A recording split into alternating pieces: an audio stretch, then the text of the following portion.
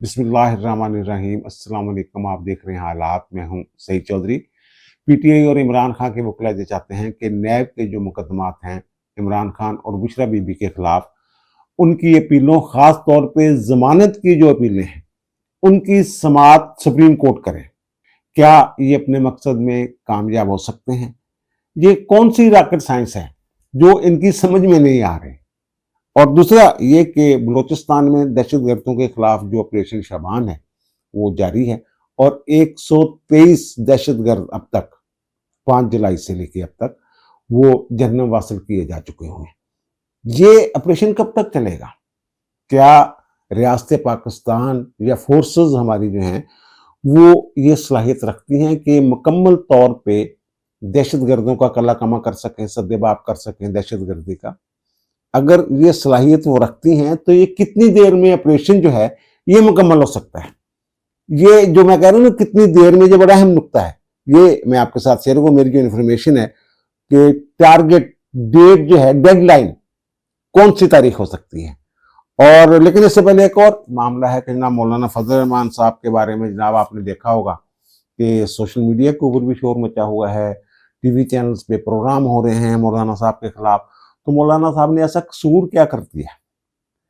क्या उन्होंने red line cross कर ली है कोई? ये अच्छा, उनके खिलाफ एफआईआर भी दर्ज होगी है।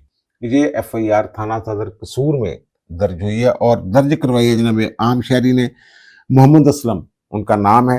और जो दफात लगाई गई हैं वो जनाब 505 ताज़रियत पाकिस्तान की, 124 से और 153 ए। यानी ये आप कह सकते हैं जनाब ये बगावत और गद्दारी के इल्ज़ाम में ये मुकदमा दर्ज हुआ है और उम्र कैद की सजा हो सकती है। इसमें 3 साल तक भी सजा हो सकती है, 10 साल तक भी सजा हो सकती है। जो दफात लगाई गई हैं उसके हवाले से मैं ये बात करता हूँ, अगर मुकदमा चलता है तो। लेकिन जो एफआईआर है इसमें वो उन्होंने कहा क्या है ये नहीं कहा गया। ये एफआईआर का असूल होता है कि जनाब जो जब जुर्म बन रहा हो जिस बात से, उस जुर्म का, जिस जुर्म का इर्तिकाब किया है, जिसकी बुनियाद पे एफआईआर दर्ज हुई हो, तो उस जुर्म की तफसीलात फराहम करना एफआईआर में जरूरी हो। एफआईआर में यही कहा गया है कि मौलाना ने अपनी तकरीर के दौरान फौज के शोहदा और उनकी कुर्बानियों के हवाले से कुछ ऐसे रमाश दिए हैं जिससे बहुत सारे लोगों की दिल आजारी हुई है। ये दिल आजारी की बात है। तो इसमें जनाब 124 से कहाँ से आ गई? वैसे भी वो हाई कोर्ट, मुझे याद पड़ता है कि जस्टिस शाहद करीम वाले बेंच ने ये 1-1.5 साल पहले, शायद 2 साल पहले, उन्होंने 124 ए को आइन से मुतसादिम करार देकर ना कलअदम कर दिया था। अब मुझे उसकी ताज़ा पोजीशन का नहीं पता कि वो फैसला बरकरार है 124 ए को कलअदम करने वाला, या फिर वो फैसला जो है वो कलअदम हो चुका हुआ है अपील में जाके। लेकिन वो उसमें अदालत ने जो कहा था कि 124 ए तो जनाब अंग्रेजों के दौर की है, 124 जो है तो ये तो जनाब उन्होंने जो गुलाम थे हिंदुस्तान के, इनको दबाए रखने के लिए ये दफा जो है ये उन्होंने तज़रियत पाकिस्तान में शामिल की हुई थी। तो बहरहाल ये जनाब हो गई हुई एफआईआर दर्ज। अब ये जो टीवी चैनल है इस पे, वो तो उनके खिलाफ तनकीद जो है वो तो चल रही है मौलाना के खिलाफ, लेकिन उन्होंने कहा क्या है? मौलाना ने जो फौज की दुखती रग है ना उसको छेड़ा है और बहुत बुरे तरीके से छेड़ा है। जिन्होंने जान दी है आपके लिए, इनकी शहादतों पे, इनकी कुर्बानियों पे किसी को सियासत की इजाजत नहीं दी जा सकती। मौलाना जैसे जीरक सियासतदान से और मुहतात गुफ्तगू करने वाले शख्स से इस तरह की तवक्को नहीं थी। लग ही रहा है मौलाना ने दीदा दानिस्ता ये लबो लहजा इख्तियार किया। कहने वाले तो ये भी कहना कि ना मौलाना की कोई बात नहीं सुन रहा आजकल। तो मौलाना ने जनाब ऐसी बात कर दी है जिससे वो, मैंने कहा ना कि दुखती रग जो उसको छेड़ा है इन्होंने फौज की। तो वो शायद वो समझ रहे हैं जनाब शायद मैं ऐसी गुफ्तगू करूंगा, तो माजी में जो ऐसी गुफ्तगू करते रहे लोग सियासतदान, तो फिर जनाब उनके साथ उन्होंने राब्ते किए। तो मौलाना साहब शायद चाह रहे हैं कि मेरे राब्ते जो हैं वो बहाल हो जाए, ये कहने वाले कह रहे हैं।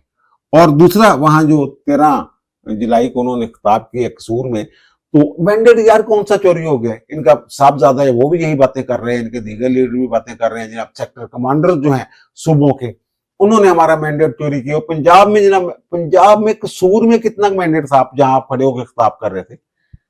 ये जो अभी इलेक्शन हुए हैं 2024 में, तो इन्होंने जो 2 उम्मीदवार वहां खड़े किए तो मजमूई तौर पर उनके मेरे ख्याल 8-10 हजार से ज्यादा वोट नहीं थे, उनसे ज्यादा दीगर मजहबी जमातों के लोग थे वो वोट ले गए थे। तो बहरहाल ये कह रहे हैं हमारा मैंडेट चोरी हो गया। मैंडेट जहां चोरी हुआ उसके ऊपर भी हम बात करते हैं।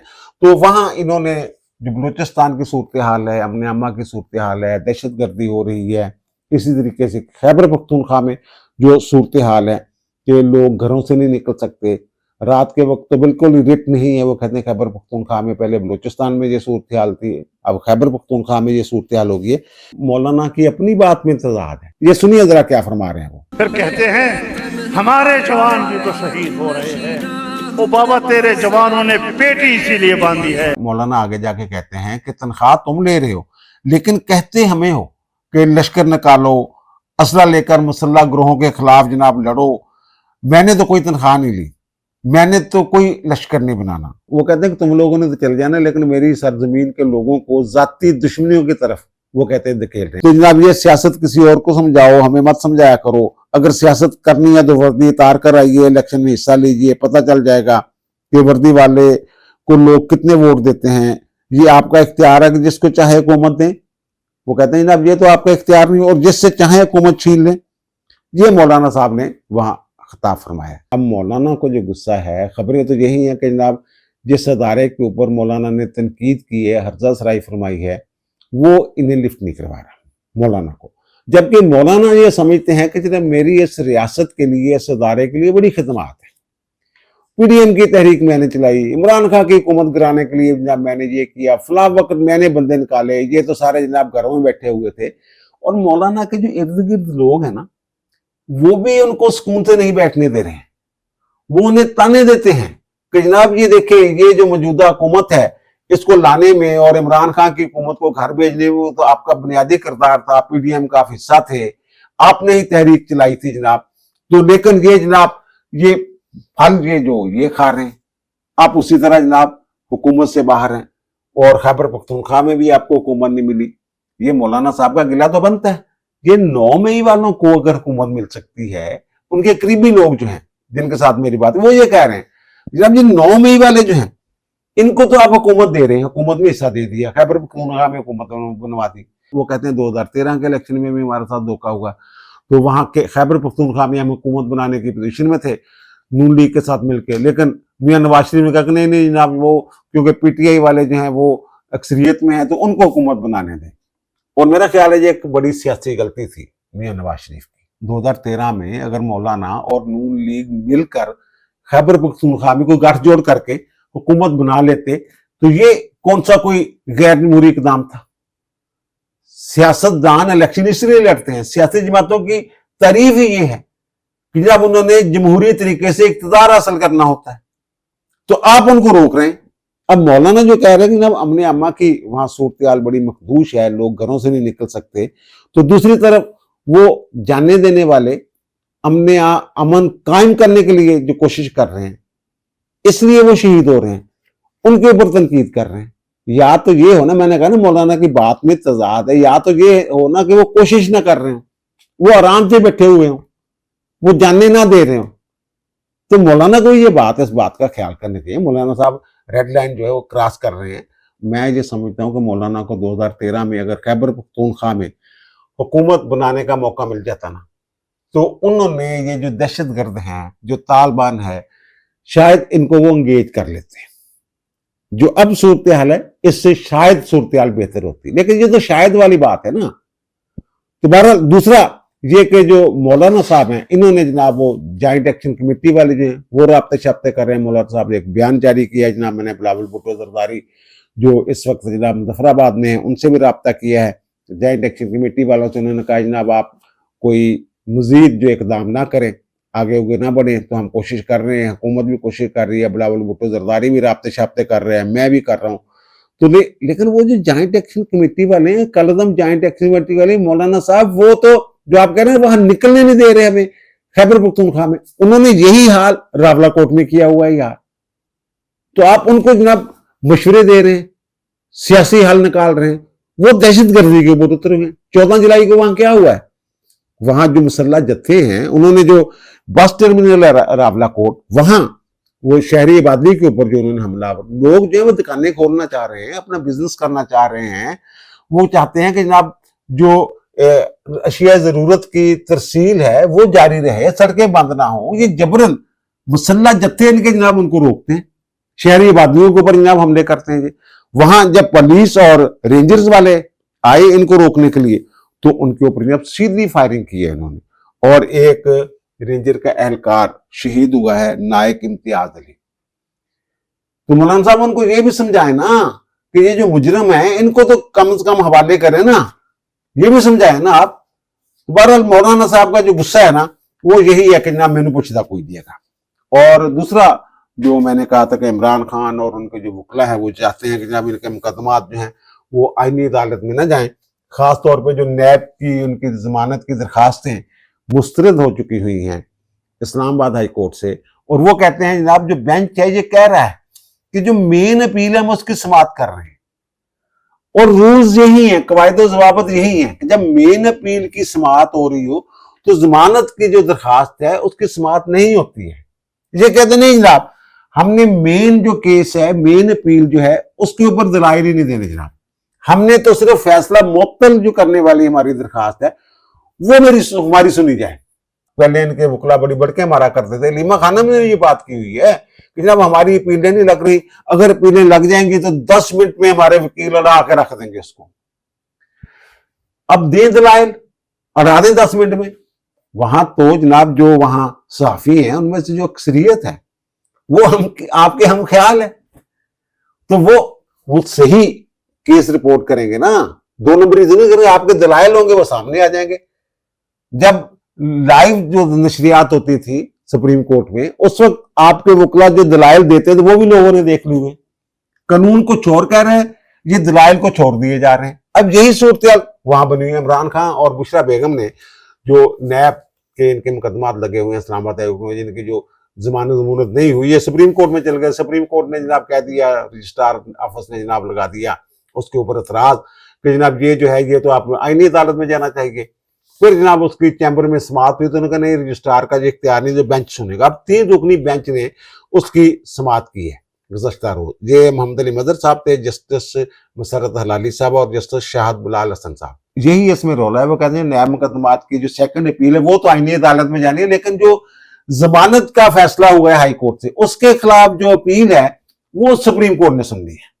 अब वहां जो अटॉर्नी जनरल है उन्होंने कहा कि नहीं जनाब ये उसी अदालत का, आईनी अदालत का इख्तियार है। जो हतमी अपीलेट फोरम होता है इंटरिम ऑर्डर्स के खिलाफ भी वहां ही अपील फाइल होना होती है, ये सुप्रीम कोर्ट के पास इख्तियार नहीं है। बहरहाल वहां ये बात भी हुई कि जनाब जो आइन का आर्टिकल 175F2 है उसके तहत सुप्रीम कोर्ट में जितने भी नैब से मुतल्लिका मुकदमात हैं जो आईनी अदालत के जुरिडिक्शन है उसके जो मुकदमात हैं वो अगर यहाँ पेंडिंग पड़े हुए हैं तो वो ट्रांसफर हो जाएंगे वहां आईनी अदालत में। वो कहते हैं ये सारे केस को तो वहां ट्रांसफर हो जाने चाहिए थी अब तक, तो इस तरह की वहां हुई है। तो फिर अब जनाब इसकी जो मजीद समाअत है ना वो मुलतवी होगी हुई है जनाब 16 जुलाई पे, यानी कल इस केस की मजीद समाअत होगी।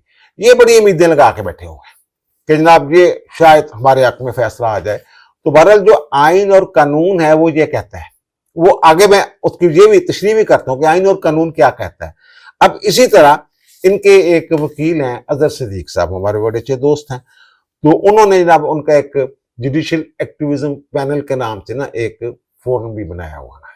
तो उस फोरम के जरिए उन्होंने इस्लामाबाद हाई कोर्ट में ये नैब ऑर्डिनेंस में मार्च 2026 में एक तरमीम की गई थी और 32A शामिल किया गया था उसमें, और उसमें ये कहा गया था कि जब सेकंड अपील का हक जो है ना, दूसरी अपील का हक जो है वो दिया। पहली अपील तो जो है नैब की वो नैब अदालत के बाद हाई कोर्ट में जानी है ना, दूसरी अपील का हक दिया था 32A के तहत। उन्होंने कहा वो अपील जो है वो आईनी अदालत में फाइल हो सकती है और उसका दायरा इख्तियार है।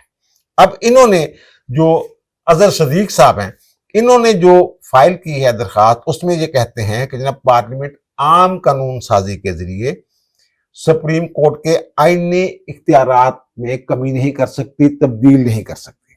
मामूल की जो फौजदारी अपीलें हैं हाई कोर्ट के फैसलों के खिलाफ वो जाती हैं जनाब सुप्रीम कोर्ट में।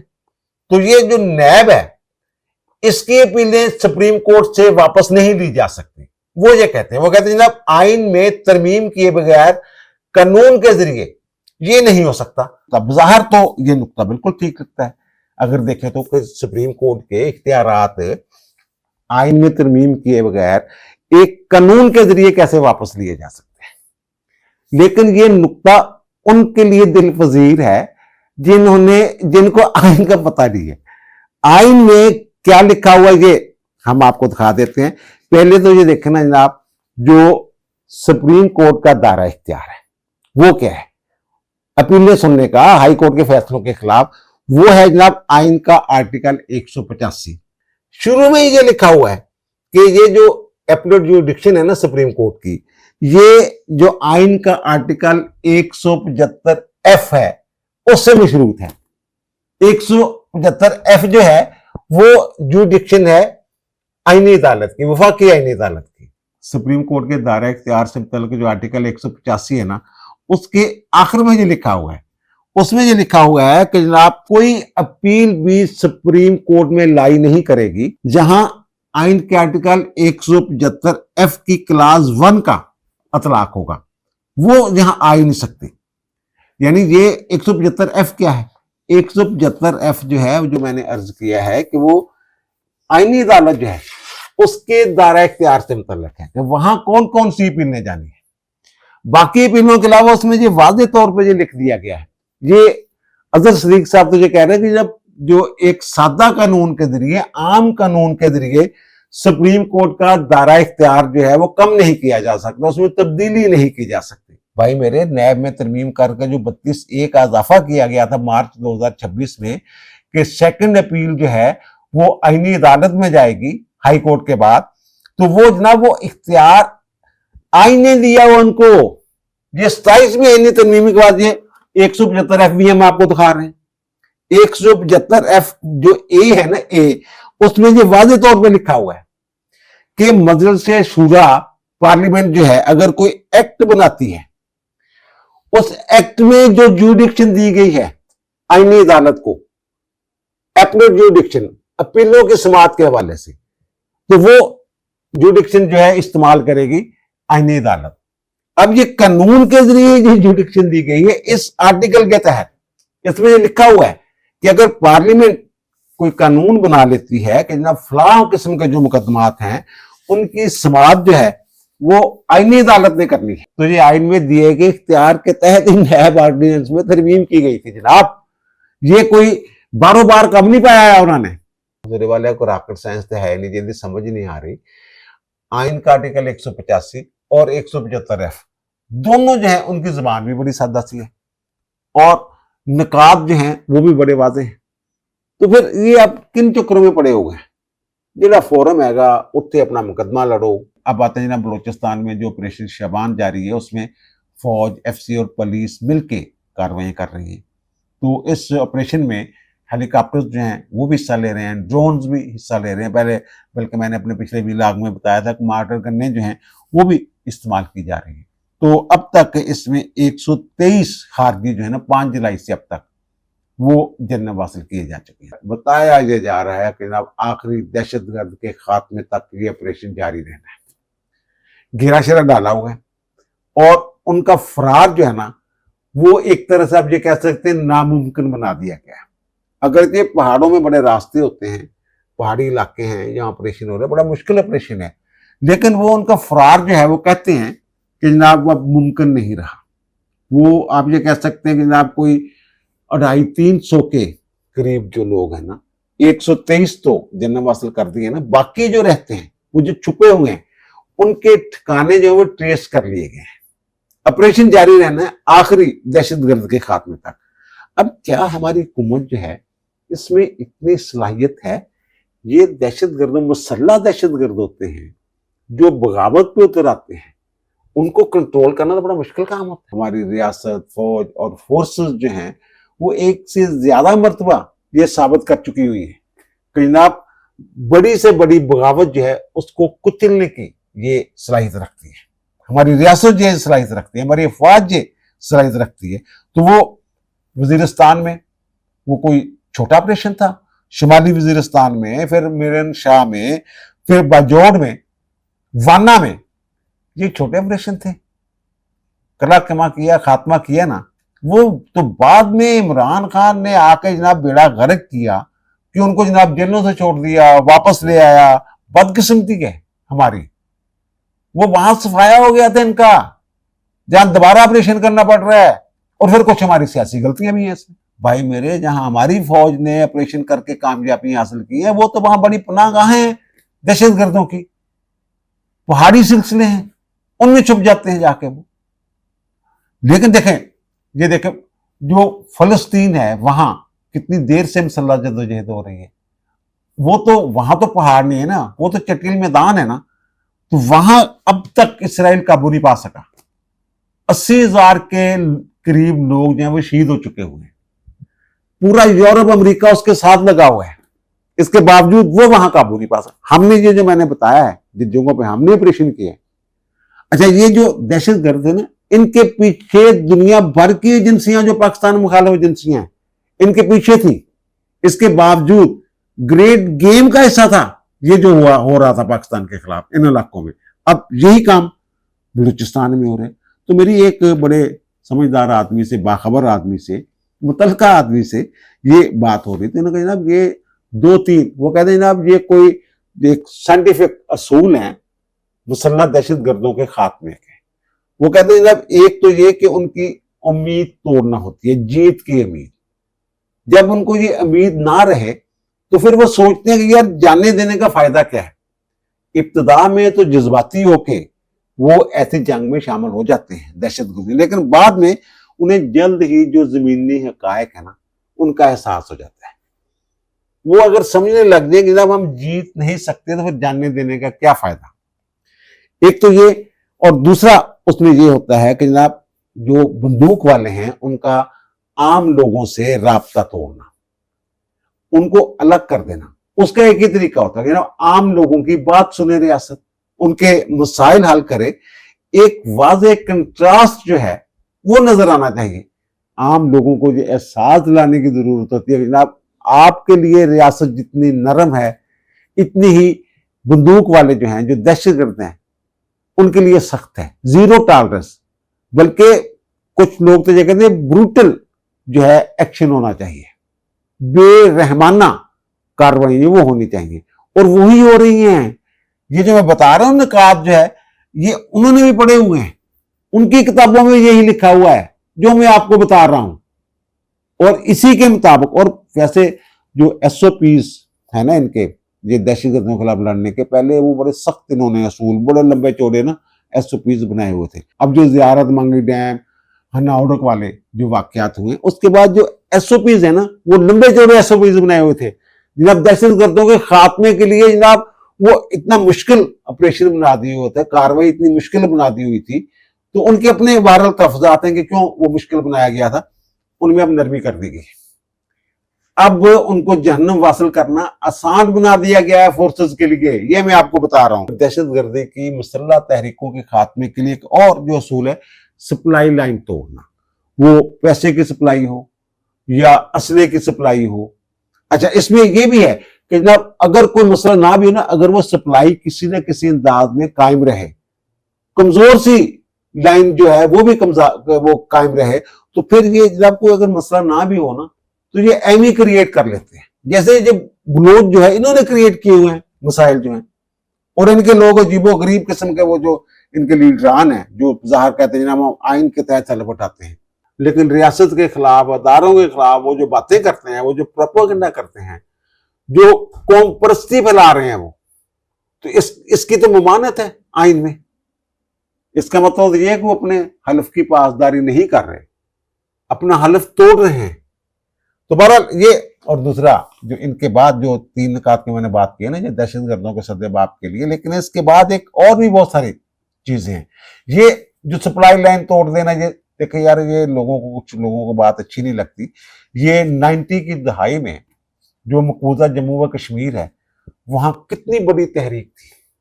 6 लाख फौज जो है वो उनकी वहां आई हुई थी, इंडियंस, और वहां वो कत्लेआम हो रहा था, लेकिन वो डटे हुए थे, लड़ रहे थे। उन्हें उम्मीद दिलाई जा रही थी कहीं से कि जनाब आप जीतेंगे। और सप्लाई लाइन जो है वो बरकरार थे। अवाम के और उनके राब्ते थे आपस में, जो जद्दोजहद करने वाले लोग थे, जो मुजाहिदीन थे, उनके आपस में राब्ते थे। लेकिन बीच में कुछ ऐसा हुआ उसके बाद कि जनाब ये अमन का भूत जो है वो सवार हो गया, खत्ते में अमन, खत्ते में अमन। उसके बाद क्या हुआ, जब ये तीनों जो मैंने बातें की हैं ये इसके बरक्स होना शुरू हो गया, तो फिर क्या किया उसने, भारत ने इतनी बड़ी तहरीक अगर रियासत एक दबा सकती है, ये तो यार बंदी थोड़े से हैं, ये बलूचिस्तान वाले हैं, जो मैंने कहा ना कितनी देर में ये खत्म हो जाएगा, ये मैं आगे जाके ये भी बताता हूँ। फिर इसके बाद कुछ ने काम शुरू होता है जिसको कोई मानता नहीं, तस्लीम नहीं करता, जनाब ये रियासत ऐसा कर रही है। वो डेमोग्राफी की तब्दीली, जहाँ दहशतगर्द कार्रवाई कर रही होती हैं, जहाँ वो ठिकाने बनाते हैं, वहां अपने हम ख्याल लोग जो वो पैदा कर लेते हैं। अब हम ख्याल लोगों को उनसे अलग करना जरूरी होता है, और हम ख्याल लोगों की जगह उसके बरक्स ख्यालात रखने वाले लोग जो हैं उनको वहां बसाना जरूरी होता है। ये इसका जो तजर्बा है, एक तो वो भारत जो मैंने बात की है, बहुत सारे लोग इस बात से दुखी है, मैं भी दुखी हूं। जैसे भारत जो है, कश्मीर में लाखों लोग उसने लाके बसाए, डेमोग्राफी तब्दील करने की जो मैं बात करूं, और यही तजर्बा जो है वो काशगर संक्यांग में जो चाइना ने किया है कि वहां जो एगोर हैं, जो तुर्कल नस्ल हैं, जो लड़ते रहते थे उनके साथ, 90% उनकी आबादी थी। वहां ला के जनाब उन्होंने दूसरे लोग थे, अब उसी सूबे में उनकी आबादी जो है वो 40% रह गई। ये डेमोग्राफी की तब्दीली जो है, जो मैं तो कई मरतबा ये बात बैठक में भी कर चुका हूं कि जनाब कोई आबादकारी स्कीम बलूचिस्तान में शुरू की जाए। ऐसे मुसल्लह जत्थों का खात्मा रियासत के लिए ज्यादा मुश्किल नहीं होता, लेकिन रियासत की कुछ मसलतें होती हैं, वो डायलॉग की तरफ चले जाते हैं, कोई अंदर से प्रेशर आ जाता है। ये तामल बागी जो थे, श्रीलंका ने उनके साथ क्या किया, आखिर किसकी जीत हुई, खात्मा किनका हुआ।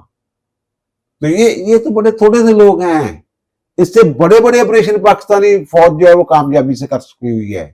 पूरी दुनिया एक तरफ थी, पूरी दुनिया की एजेंसियां सर, और पाकिस्तान की फौज एक तरफ थी। अब यहां भी बहुत सारी एजेंसियां काम कर रही हैं यहां। इवन ये कि वो जो ये ज्यादातर लोग जो है ना, ये कम्युनिस्ट नवाज है, ये लोग जो है ज्यादातर। तो कुछ लोग तो रूस की भी हमायत हासिल है इन लोगों को, ये जो लगे हुए हैं। इंडिया भी है, फिर अफगानिस्तान है, फिर इसराइल है। तो ये, और जो दूसरा जो मैंने कहा कि जनाब ये कितनी देर में, वो जो साहब थे वो जो कह रहे थे कि जनाब ये जो जिस अंदाज में ये ऑपरेशन शुरू किया गया, जो नए SOP तय किए गए हैं ऑपरेशन के, तो वो कहते हैं ना 6 से 10 माह के दौरान जो है आप ये जत्थे जो हैं इनका खात्मा देखेंगे। ये अस्करी मामलात की मैं बात कर रहा हूं, लेकिन उसके बाद जो सियासी मराहल हैं वो बाकी होंगे। ये जो अस्करी कामयाबी की मैं बात कर रहा हूं दहशतगर्दों के खिलाफ, 6 से 10 माह इनका खात्मा। लेकिन दोबारा पनपने से रोकने के लिए, फिर वहां के अवाम को मुतमिन करने के लिए बहुत सारे सियासी इकदाम की जरूरत है, डेमोग्राफी की तब्दीली की जरूरत है सर, जिसको कोई मुंह से कहने के लिए तैयार नहीं है। अब दीजिए मुझे इजाजत, इंशाल्लाह दोबारा मुलाकात होगी नए व्लॉग के साथ। अल्लाह ताला आप पर, मुझ पर, हम सब पर मेहरबान रहे। अल्लाह हाफिज।